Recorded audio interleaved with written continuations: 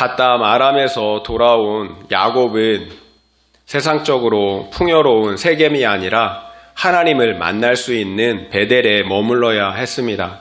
그러나 우리가 다 아는 것처럼 야곱은 10년 이상을 세상적으로 평안한 세겜에 머물렀습니다. 하나님의 말씀에 순종하지 못했다라는 거죠. 그러자 야곱에게 엄청난 고난들이 한꺼번에 다가왔습니다. 먼저 그의 딸 디나가 성폭행을 당했고요. 그 일로 분노한 야곱의 아들들이 세겜 사람들을 살인하고 약탈하고 진멸하는 그런 엄청난 비극적인 사건들이 연이어 일어났다라는 것입니다. 그런데 참 신기한 것은 그러자 야곱에게 하나님의 말씀이 들렸다라는 거예요. 평안할 때는 하나님의 말씀이 전혀 들리지 않더니 그렇게 고난들이 한꺼번에 닥쳐오자 야곱의 귀에 하나님의 말씀이 들렸다라는 거예요.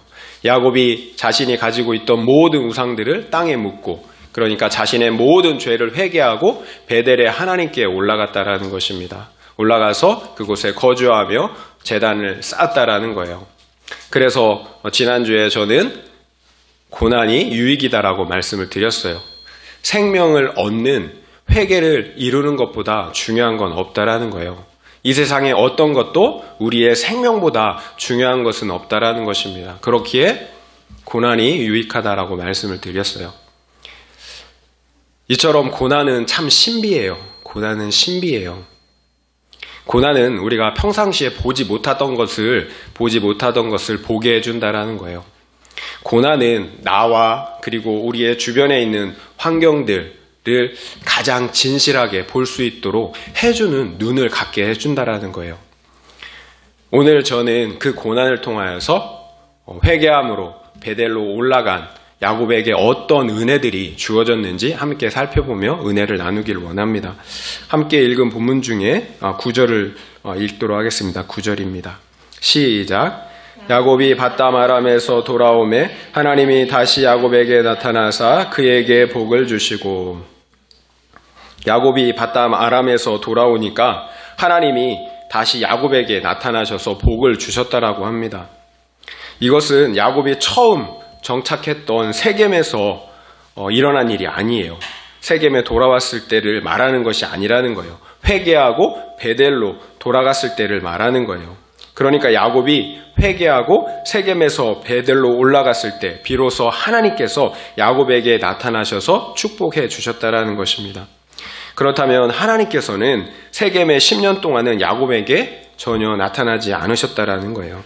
비록 세겜에서 제단을 쌓고 제사를 드렸지만 그 예배를 제사를 받지 않으셨다라는 거예요.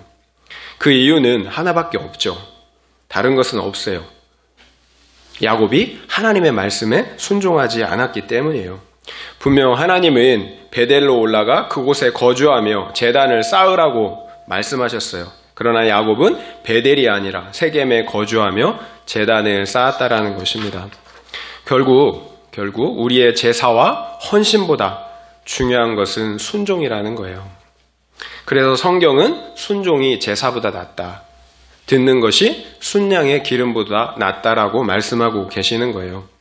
이스라엘의 초대왕 사울왕은 하나님께 명령을 받았어요. 출애굽 당시에 이스라엘을 뒤에서 공격했던 아말렉을 진멸하라는 그런 명령이었어요. 사람뿐만 아니라 그 가축까지도 다 진멸하라는 명령이었어요.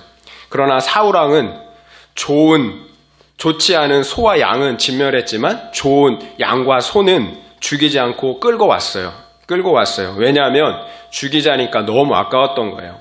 그러자 하나님께서 선지자 사무엘에게 하신 말씀이 바로 이런 말씀이었어요. 내가 사울을 왕으로 삼은 것을 후회하노라. 우리가 볼 때에는 사울왕의 행동에 크게 문제가 없는 것처럼 보여요. 분명 아말렉 사람들을 진멸하였어요. 중요한 명령을 순종했다라는 거예요. 단지 좋은 가축만 일부 살려 가지고 온 것뿐이에요. 그러나 하나님은 그 온전하지 않은 순종을 불순종처럼 간주하셨다라는 거예요. 그래서 선지자 사무엘이 사울왕의 이런 불순종을 책망하자 사울왕이 변명을 해요. 하나님께 제사 드리기 위해서 내가 욕심이 나서 그런 게 아니라 제사 드리기 위해서 그 좋은 양과 소를 가지고 왔다라는 거예요. 자기 욕심인데 그렇지 않다라고 변명을 하고 있다라는 거예요. 우리에게도 이런 일들이 굉장히 많이 일어나요. 온전히 순종하기보다 여러 가지 이유를 대면서 부분적인 순종을 하고 있다라는 거예요. 그런데 그런 우리들에게 성경은 뭐라고 얘기하냐면 순종이 제사보다 낫다라는 거예요. 그리고 하나님의 말씀을 듣는 것이 순양의 기름, 제사보다 낫다라고 말씀하고 계신다라는 거예요. 그러니까 하나님은 우리의 어떤 예배나 헌신보다 그 어떤 것보다 하나님의 말씀에 순종하는 것을 기뻐하시고 더 원하신다라는 거예요. 결국 초대왕 사울은 이 불순종으로 말미암아 그 왕권을 빼앗겨요. 그리고 비참한 죽음을 맞게 됩니다. 그리고 하나님의 말씀에 절대적으로 순종했던 다윗에게, 목동 다윗에게 그 왕권이 돌아가게 되었다라는 것이죠. 결국 예배도 중요하지만 더 중요한 것은 하나님의 말씀을 듣고 순종하는 것이라는 거죠. 그때 하나님께서 야곱에게 나타나셔서 복을 베풀어 주십니다. 우리의 삶을 한번 돌아볼 필요가 있는 것 같아요. 하나님의 나타나심, 그러니까 우리는 하나님의 임재와 함께 하심을 경험하며 살아가고 있느냐라는 거예요. 하나님은 우리의 종교적으로 열심을 낼 때 나타나시지 않으세요. 오히려 하나님의 말씀을 듣고 순종할 때 나타나신다라는 거예요. 하나님의 임재하심이 없다면, 우리의 삶 가운데 하나님의 임재하심, 나타나심이 없다면 우리의 신앙생활을 한번 되돌아볼 필요가 있다라는 거죠. 나는 과연 하나님의 말씀에 우리가 함께 찬양했던 것처럼 목숨을 거는가, 생명을 거는가. 계속 말씀드리지만 우리가 복을 받고 생명을 얻는 길은 하나님의 말씀에 순종하는 거예요. 이것이 최초의 인류 아담의 타락이 우리에게 보여주는 분명한 교훈이었다라는 거죠. 그래서 우리의 영적 싸움은 진리의 말씀을 지켜내는 것이라고 말씀을 드렸어요.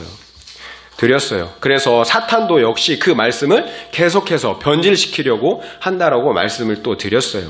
결국 우리가 복을 받고 생명을 얻는 길은 분명해요. 하나님의 말씀을 듣고 순종하는 거예요.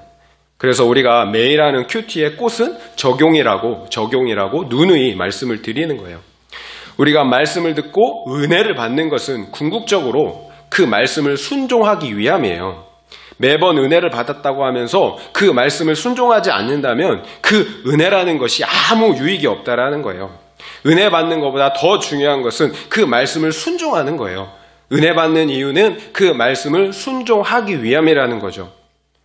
오늘날 유튜브들을 보든지, 그리고 유명한 그 교회들, 그리고 설교 잘하는 분들, 목사님들을 이렇게 보면서 참 은혜로운 말씀이 넘쳐나는 시대에 우리는 살고 있어요. 그런데 과연 그 말씀을 순종하는 사람들은 과연 오늘날 교회 가운데 얼마나 있는가, 우리가 정말 생각해 보지 않을 수 없다라는 거죠. 야곱에게서 보았듯이 그 말씀을 순종할 때 하나님께서 나타나세요.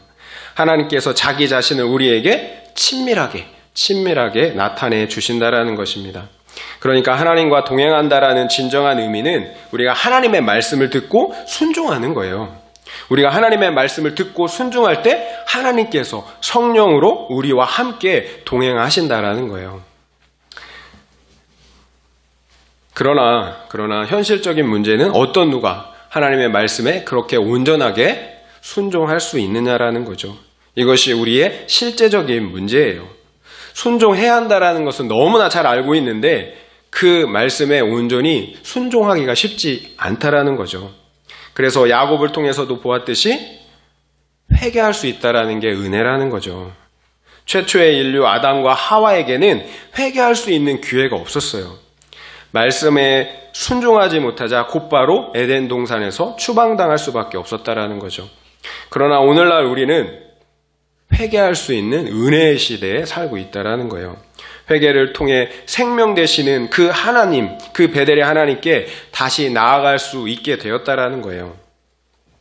회개할 수 있음이 엄청난 은혜라는 것입니다. 요약하자면 이래요. 말씀에 순종하는 것이 하나님과 친밀하게 동행하는 길이에요. 그것이 생명을 얻는 길이라는 거죠. 그러나 우리의 연약함으로 순종하지 못할 수도 있다라는 거예요. 그러면 회개할 수 있다라는 것입니다. 그래서 회개해야 한다라는 것입니다. 10절부터 13절 말씀을 함께 읽도록 하겠습니다. 10절부터 13절입니다. 시작. 하나님이 그에게 이르시되 내 이름이 야곱이지만은 내 이름을 다시는 야곱이라 부르지 않겠고 이스라엘이 내 이름이 되리라 하시고 그가 그의 이름을 이스라엘이라 부르시고 하나님이 그에게 이르시되 나는 전능한 하나님이라 생육하며 번성하라 한 백성과 백성들의 총회가 내게서 나오고 왕들이 내 허리에서 나오리라 내가 아브라함과 이삭에게 준 땅을 내게 주고 내가 내 후손에게도 그 땅을 주리라 하시고 아멘. 야곱이 자신의 죄를 회개하고 하나님의 말씀에 순종할 때 하나님께서 두 가지 복을 약속해 주세요. 첫 번째는 야곱의 이름을 야곱에서 이스라엘로 바꿔주신 거예요. 이름을 바꿔주셨다라는 것은 그 사람의 신분과 정체성의 변화를 의미하는 거예요. 그리고 두 번째는요, 조부 아브라함과 아버지 이삭에게 이미 약속하셨던 그 언약의 복을 야곱에게도 또다시 약속해 주셨다라는 거예요. 그 복의 내용은 크게 두 가지예요. 자손, 그리고 땅에 대한 약속이에요. 곧 내 자손을 큰 백성이 되게 할 것이다. 그리고 그 백성에게, 자손에게 약속한 땅을 상속해 주시겠다라는 거예요. 그런데 하나님께서 야곱에게 약속하신 이 두 가지 복, 이름을 바꿔주신 복, 그리고 자손과 땅에 대한 복은 하나님 나라에 대한 회복에 대한 약속이라는 거예요. 그렇다면 구체적으로 이 두 가지 약속이 어떻게 하나님 나라의 회복과 관계된 것인지 함께 살펴보면 좋겠습니다. 먼저 하나님은 야곱의 이름을 이스라엘로 바꿔주셨어요. 하나님이 내 이름은 비록 야곱이지만 내 이름을 다시는 야곱으로 부르지 않겠다. 이제부터 내 이름은 이스라엘이 될 것이라고 말씀하세요. 그런데 우리가 기억 다 하시겠지만 하나님은 이미 야복강가에서 야곱의 이름을 이스라엘로 고쳐주신 적이 있었다라는 거예요. 그렇다면 하나님께서는 또다시 이렇게 반복적으로 야곱의 이름을 이스라엘로 고쳐주실 필요가 없다라는 거죠. 이미 말씀하셨는데 또 반복해서 말씀하실 이유가 있느냐라는 거죠. 여기에 깊은 영적 의미가 있다라는 거죠. 이름에는 그 사람의 정체성이 담겨 있다라고 말씀을 드렸어요. 그러니까 하나님께서 야곱의 이름을 이스라엘로 고쳐주신 데에는 하나님의 간절한 바람이 담겨져 있다라는 거예요. 야곱이라는 이름의 원어적인 의미는 손으로 발 뒤꿈치를 붙잡다라는 의미예요. 이것은 야곱이 출생할 때 형 에서의 발 뒤꿈치를 붙잡고 태어난 것에서 유래되었어요. 그리고 그 이름의 의미는 속이는 자, 사기치는 자라는 의미로 확장이 되었어요. 발 뒤꿈치를 붙잡는 자, 속이는 자, 사기치는 자. 결국 야곱이라는 이름은 수단과 방법을 가리지 않는 그 인간의 자기 열심을 그렇게 보여주는 이름이라는 거죠. 야곱의 인생을 그대로 반영해주는 굉장히 인간적인 이름인 거죠. 저희랑 많이 비슷하죠? 우리의 모습들과.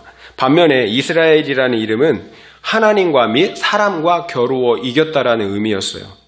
내 열심, 내 힘이 아니라 오직 하나님만 의지하는 사람이라는 거예요. 그렇다면 앞서 야곱의 이름을 이스라엘로 바꿔주신 것은 내가 야곱이지만 이제는 이스라엘로 살아달라는 하나님의 바람이 담겨져 있었다라는 거예요. 내가 지금까지 내 힘만 의지하고 속이는 자, 사기꾼으로 살아왔지만 이제는 기도로 하나님만 의지하는 그런 이스라엘로 살아달라라는 하나님의 바람이 담겨져 있었다라는 거죠. 그러니까 이제부터는 세상 죄인이 아니라 하나님 나라의 거룩한 의인으로 살아달라라는 그런 바람이 담겨져 있었다라는 거예요. 그런데 그 결과는 어땠어요? 우리가 지금까지 계속 살펴본 것처럼 10년 동안 세겜에 머물러 있었어요. 하나님의 말씀에 순종하지 못했다라는 거죠. 우리가 잘 아는 것처럼 야곱은 기도하는 이스라엘로 살지 못한 거예요. 여전히 세상 세겜에 머물면서 죄인으로 10년 동안 살았다라는 거예요. 여러분은 어떻습니까? 분명히 저는 하나님의 백성 이스라엘은 기도로 하나님과 사람을 이기는 사람이라고 그렇게 설교를 하였습니다. 그렇다면 여러분은 그 설교 말씀처럼 사셨나요? 기도하는 이스라엘로 살았느냐라는 거죠. 아니면 여전히 야곱으로 사셨습니까? 야곱은 완전히 실패했어요. 이스라엘로 살지 못했어요. 우리의 삶도 야곱과 크게 다르지 않을 것 같아요. 그렇다면 야곱의 이름을 다시 이스라엘로 불러주신 것은 큰 의미, 은혜가 아닐 수 없다라는 거예요. 하나님은 너는 야곱이지만 야곱으로 부르지 않겠대요. 그러니까 너는 죄인이지만 죄인으로 부르지 않겠다라는 거예요. 오히려 너는 의인 이스라엘이 아니지만 의인 이스라엘로 불러주시겠다라는 거예요. 이것이 우리가 회개할 때 허락해 주시는 은혜라는 거예요. 본래 죄인인 우리를 의인으로 여겨주시겠다라는 거예요. 우리는 본래 야곱이에요. 우리를 보면 정말 야곱 같잖아요. 자기 중심성이라는 죄에서 벗어날 수가 없는 죄인이라는 거예요. 잠깐 이스라엘 같은 모습도 보일 때가 있어요. 그러나 곧바로 세상 세겜으로 돌아가게 된다라는 거예요. 그럼에도 우리를 하나님께서는 이스라엘로, 의인으로 여겨주시겠다라는 거예요. 하나님의 은혜죠. 야곱이 실패했을 때, 낭망했을 때 그의 이름을 이스라엘로 다시 불러주신 거예요. 절망하고 있을 때, 나 이스라엘인데 왜 이렇게 살지? 절망하고 실망하고 있을 때 하나님은 그의 이름을 이스라엘로 불러주셨다라는 거예요. 그래도 너 야곱 아니야, 이스라엘이야 라고 이렇게 하나님께서 불러주셨다라는 거예요. 그렇다면 어떻게 죄인을 의인이라고 여겨주실 수 있을까요? 하나님은 공의의 하나님이시잖아요. 죄인을 의인이라고 또 반대로 의인을 죄인이라고 할 수가 없다라는 거예요. 하나님의 공의로운 성품에 맞지 않는다라는 거예요. 그러나 죄인을 의인으로 불러주실 수 있는 그 이유가 있어요. 하나님께서 그 아들 예수 그리스도께 우리의 모든 죄를 대신 담당시키셨기 때문이에요. 그리고 그 예수의 그 공로, 십자가의 공로를 우리의 것 되게 해주셨기 때문에 그래요. 다른 이유는 없어요. 전혀 없어요. 아들 예수께서 십자가를 지심으로 우리의 모든 죄와 저주의 형벌을 대신 담당하셨기 때문이라는 거예요. 우리의 모든 죄와 허물은 가져가시고 그 대신 자신의 의로움과 공로를 우리의 것 되게 해주셨다라는 거예요. 그래서 본래 죄인인 우리를 의인이라고 부르실 수 있게 된 거죠. 이처럼 우리의 구원은 전적인 은혜예요. 조금도 우리에게 있지 않다라는 거예요. 죄인을 단지 의인으로 불러주시는 하나님의 은혜에 달려있다라는 거죠. 이것을 칭이라고 하죠. 우리가 다 아는 대로. 우리의 의로움이 아니라 예수님의 의로움을 우리의 것이라고 칭해 주셨다라는 거예요. 불러주셨다라는 거예요. 그래서 우리의 구원, 의롭게 됨을 칭이라고 합니다. 여기서 한 가지 생각해야 할 것이 있어요. 우리의 이스라엘이라는 신분이 예수의 의로움 때문이라면 우리의 어떠한 실수와 실패에도 불구하고 이스라엘이라는 신분에서 우리는 결코 떨어져 나갈 수 없다라는 거예요. 우리의 구원은 예수의 그 공로에, 십자가의 공로에 달려있기 때문에 결코 어떤 상황에서도 흔들릴 수 없는 명백한 사실이라는 거죠. 왜냐하면 우리가 이스라엘이 된 것은 우리의 어떤 것으로 말미암은 것이 아니기 때문에 그래요. 오직 예수 그리스도의 십자가의 공로, 그 의로움으로 말미암았기 때문에 그렇다라는 거예요. 만약에 우리의 구원이 취소될 수 있다. 우리의 공로나 행위에 의해서 우리가 의로워질 수 있다. 그래서 이스라엘이 될 수 있다라고 말한다면 예수의 십자가의 공로를 부인하는 행위예요. 그렇기 때문에 우리의 구원은 흔들릴 수 없는 명확한 진리라는 거예요. 따라서 우리는 우리의 어떤 공로와 의로움도 자랑할 수 없다라는 거예요. 우리는 날마다 언제고 예수 그리스도의 십자가만을 의지하고 자랑해야 한다라는 거예요. 우리가 이 땅의 삶을 끝내고 하나님 앞에 섰을 때 어떤 일이 벌어질까요?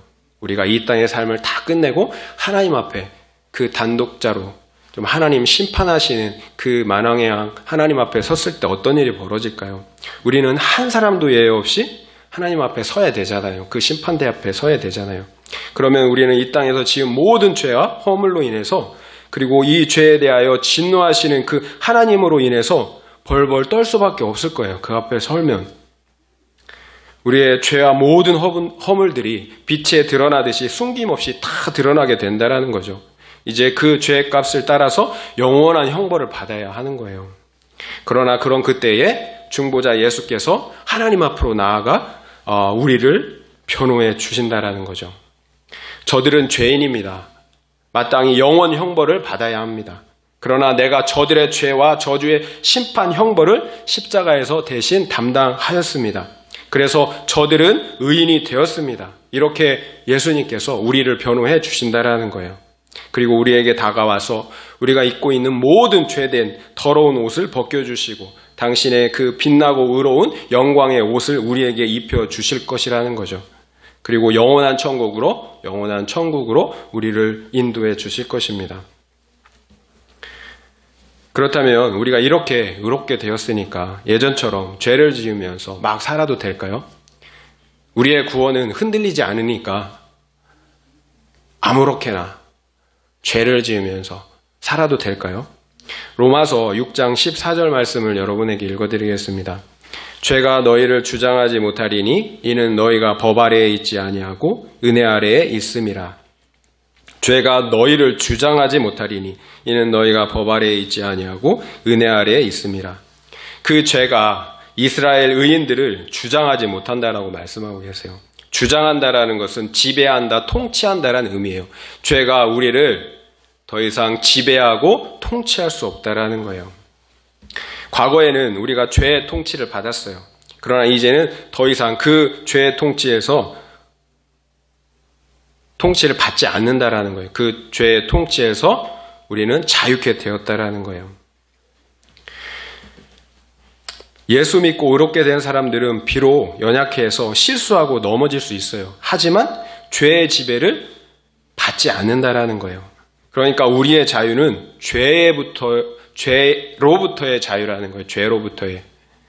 죄를 짓고 막 살아도 된다라는 방종의 자유가 아니라는 거예요. 죄를 짓지 않을 수 있는 자유, 죄를 이길 수 있는 자유라는 거예요.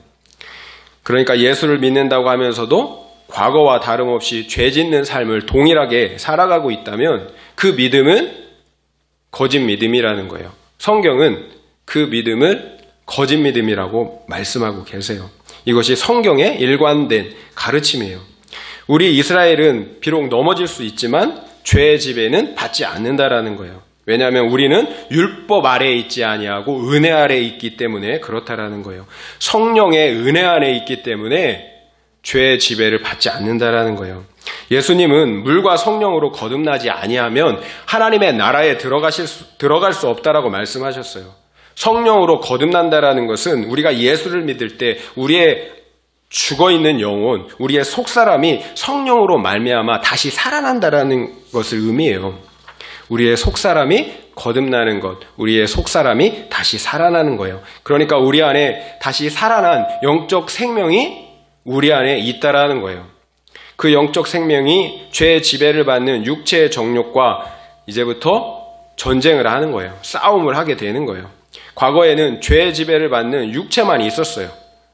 이제는 성령의 지배를 받는 거듭난 생명이 우리 안에 있다라는 거예요. 그래서 이 둘이 서로 이제 싸움을 하게 되는 거죠. 갈등이 있는 거예요. 필연적인 육과 영의 갈등이 생겨나게 된다라는 거예요. 그래서 육체대로 살면 죄라는 육체의 열매를 맺게 되고 성령을 따라 살면 성령의 열매, 곧 거룩의 열매를 맺게 된다라는 거예요. 성경은 그 육체의 열매를 맺으면 그 결과는 사망이라고 분명하게 말씀하고 계세요. 그리고 성령의 열매를 맺으면 사랑과 희락과 화평과 같은 성령의 거룩의 열매, 생명의 열매를 맺게 된다라고 말씀하고 계신다라는 거예요. 결국 칭의된 사람 이스라엘은 실제로 거룩해질 수밖에 없다라는 거예요. 우리는 이것을 성화라고 하잖아요. 성화. 구원의 두 단계의 칭의와 성화 중에 성화라고 얘기해요. 이스라엘로 칭의된 사람은 실제로 성화되어 가는 거예요. 거룩해진다라는 거예요. 왜냐하면 그 안에 생명이 있기 때문에 그런 거예요. 생명이. 이처럼 비록 이스라엘이 죄인이지만 세상 죄인과는 본질적으로 다르다라는 거예요. 그 안에 거듭난 생명이 있다라는 거죠. 제가 가끔 말씀드리는 것처럼 유정란과 무정란의 차이예요. 겉에서 보기에는 전혀 차이가 없어요. 그러나 그 속은 완전히 다르잖아요. 유정란은 생명이 있지만 무정란은 생명이 없어요. 그래서 똑같이 열을 가하면 하나는 썩어 없어져요. 하지만 하나는 열을 가하면 그 안에서 생명이 탄생한다라는 거예요. 이것이 세상 사람과 우리 믿는 이스라엘과의 본질적인 차이라는 거예요. 그래서 완전하지는 않지만 이스라엘은 거룩과 구원을 점진적으로 계속해서 이루어 갈 수밖에 없다라는 거예요. 계속 말씀드리지만 구원받은 이스라엘에게는 변화가 있어요. 심령의 변화, 인격의 변화, 말의 변화, 삶의 변화가 나타날 수밖에 없다라는 거예요. 그 변화는 육을 의지할 때, 나를 의지할 때 나타나지 않아요. 오직 예수 그리스도, 성령님을 의지할 때만 그 변화들이 나타난다라는 거예요. 이처럼 이스라엘은 나를 의지하는 사람이 아니에요. 오직 예수 그리스도만 믿고 의지하는 사람이에요. 그리스도 예수 안에서 변화된 신분으로 하나님께 기도하는 사람들이라는 거예요. 그러므로 거룩하게 변화되어 가는 사람들, 그 사람들이 바로 이스라엘이라는 것입니다. 그렇다면 우리 구원의 완성은 언제 이루어질까요? 이런 죄된 육체를 언제까지 입고 살아야 될까요? 우리의 죄된 육체를 벗는 날이 우리의 구원이 온전하게 이루어지는 날이 되겠죠. 마지막 날 우리의 거듭난 속사람에 맞는 완전한 부활의 육체를 입게 되는 날 우리의 구원이 완성이 되는 거예요.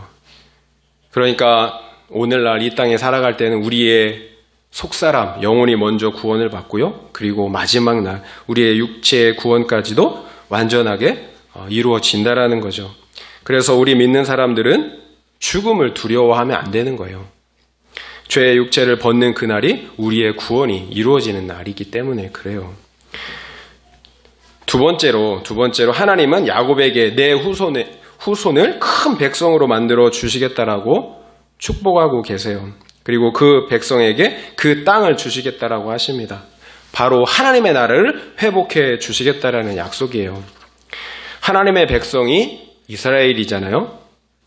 그래요. 그리스도 예수 안에서 죄인에서 의인으로 그 신분이 변화된 새 인류, 우리들이 바로 이스라엘이라는 거죠.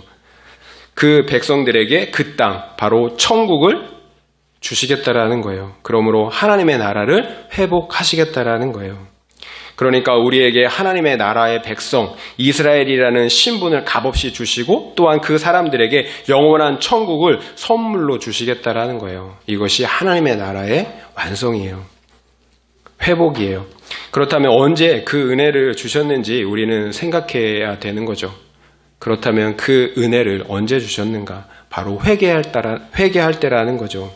우리가 회개할 때 예수의 의로움을 우리의 것 되게 해주셨어요. 그리고 그 사람들에게 그 땅, 영원한 하나님의 나라를 상속해 주셨다라는 거예요. 이것이 우리가 회개할 때 하나님께서 우리에게 허락하시는 은혜들이라는 것입니다. 13절부터 15절 말씀을 또 읽겠습니다. 13절부터 15절입니다. 시작. 하나님이 그와 말씀하시던 곳에서 그를 떠나 올라가시는지라.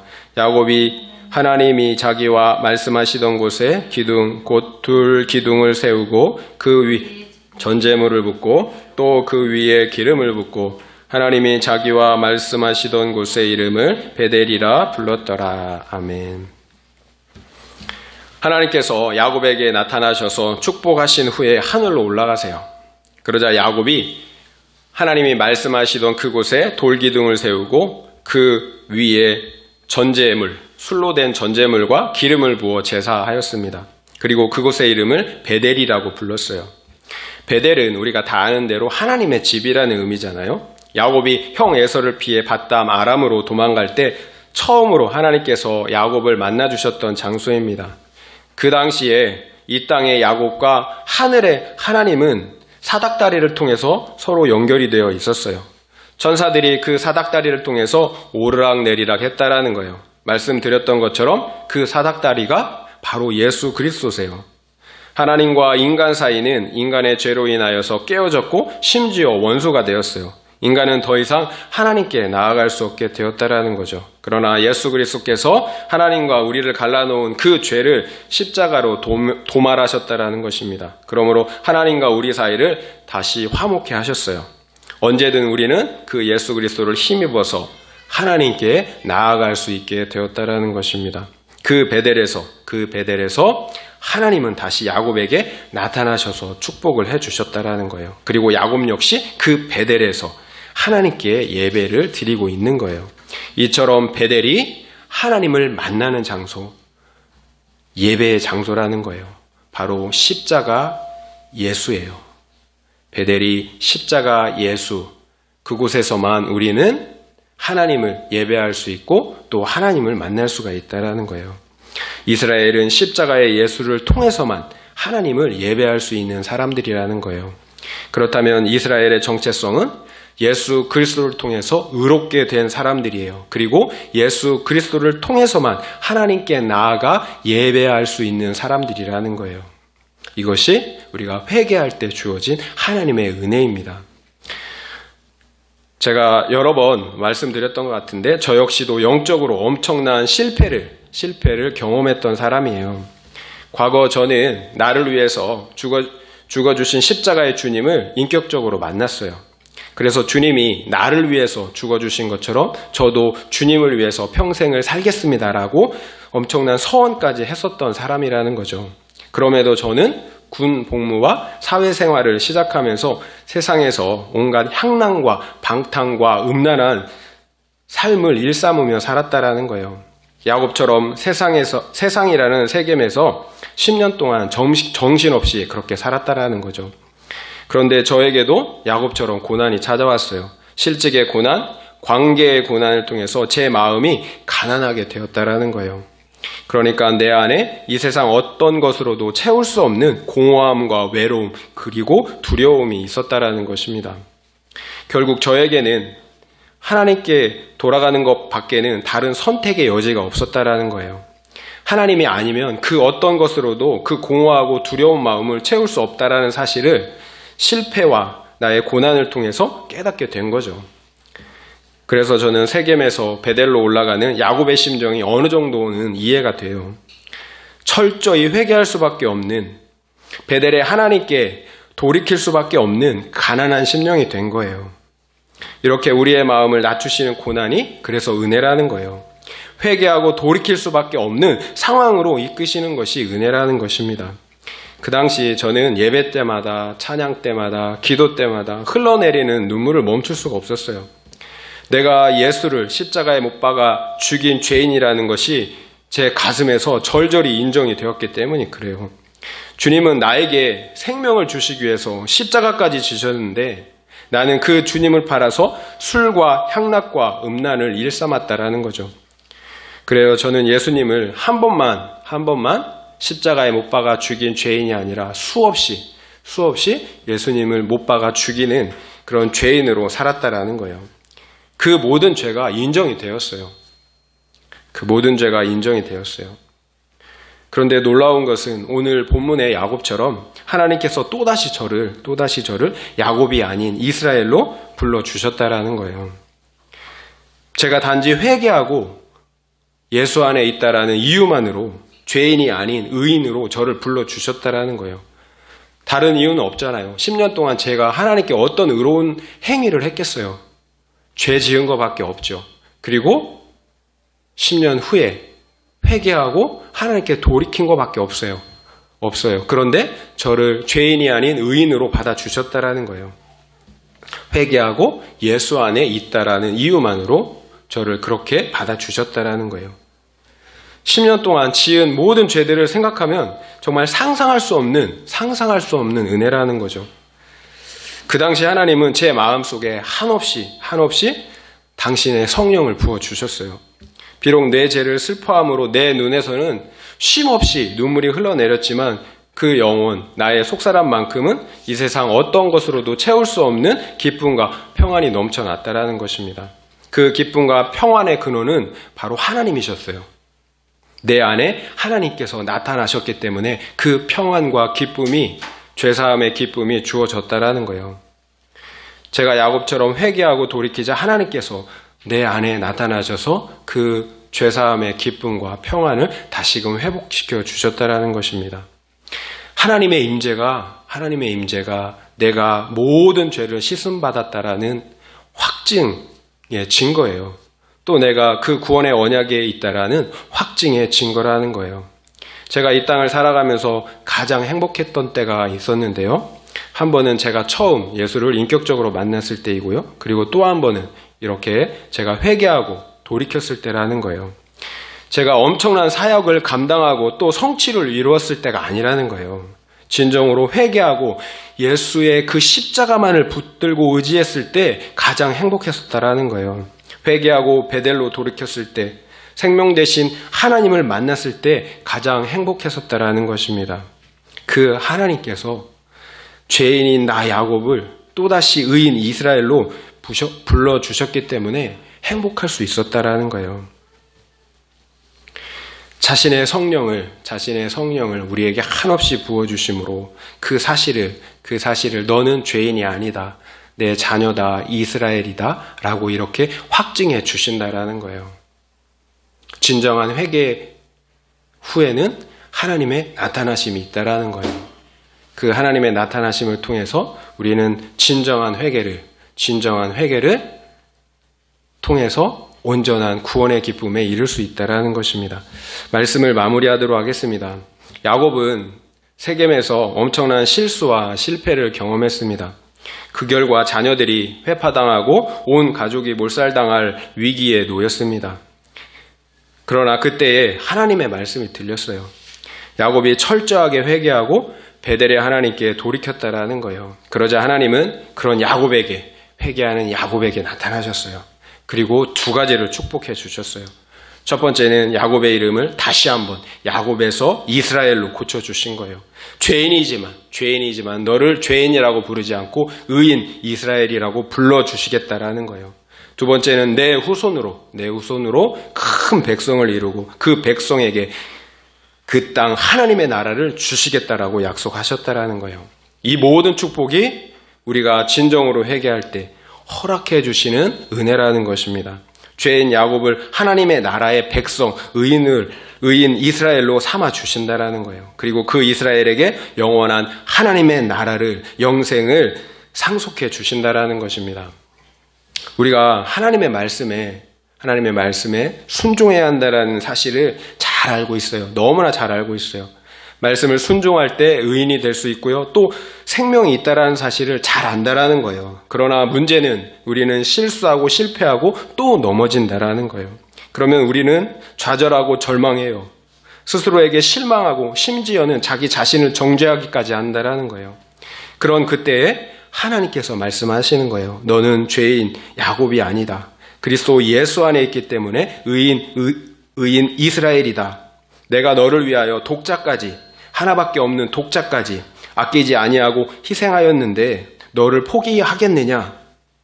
그리스도 예수 안에 있는 하나님의 사랑 안에서 너를 끊어낼 수 있는 것은 아무것도 없다. 심지어 죽음까지도 나의 사랑 안에서 너를 끊을 수는 없다. 이렇게 말씀하신다라는 거예요. 그렇다면 우리가 해야 할 것은 좌절과 절망이 아니라는 거예요. 예수 그리스도의 십자가를 의지하여서 회개함으로 베델의 하나님께 다시 나아가야 하는 거예요. 그러므로 하나님과의 관계를 다시 회복해야 한다라는 거예요. 우리의 어떠함보다 하나님의 사랑과 은혜가 더 크기 때문에 그래요. 용서받지 못할 어떤 죄도 어떤 허물도 없다라는 거예요. 그리스도 안에서 우리는 죄인 야곱이 아니라 의인 이스라엘이라는 것을 다시 확증해야 하는 거예요. 버러지 같은 야곱이지만 그리스도 예수 안에 있기 때문에 이가 날카로운 새 타작기계 이스라엘이라는 것을 다시금 확증해야 한다라는 거예요. 그리고 이제 진정한 이스라엘로 살아가야 하는 거예요. 그럼에도 우리는 또 넘어질 수 있어요. 그러나 우리에게는 회개함으로 하나님께 또 나아갈 수 있는 중보자 예수 그리스도가 있다는 사실을 잊지 말아야 하는 거예요. 또 회개할 수 있는 거예요. 또 넘어질 수 있지만 우리에게 중보자가 있다라는 거예요. 그래서 또 회개할 수 있다라는 것입니다. 우리의 감정, 그리고 다른 사람들의 평가, 사단의 속삭임에 결코 속아서는 안 된다라는 거예요. 우리는 또 회개할 수 있습니다. 그리함으로 생명 되시는 그 하나님께, 베델의 하나님께 또 나아갈 수 있다라는 것입니다. 바라기는 우리 모두는 회개를 통하여서 베델의 하나님께 나아가길 바랍니다. 그러므로 또다시 이스라엘이 되는 그런 은혜가 있기를 예수의 이름으로 축원드립니다. 아멘.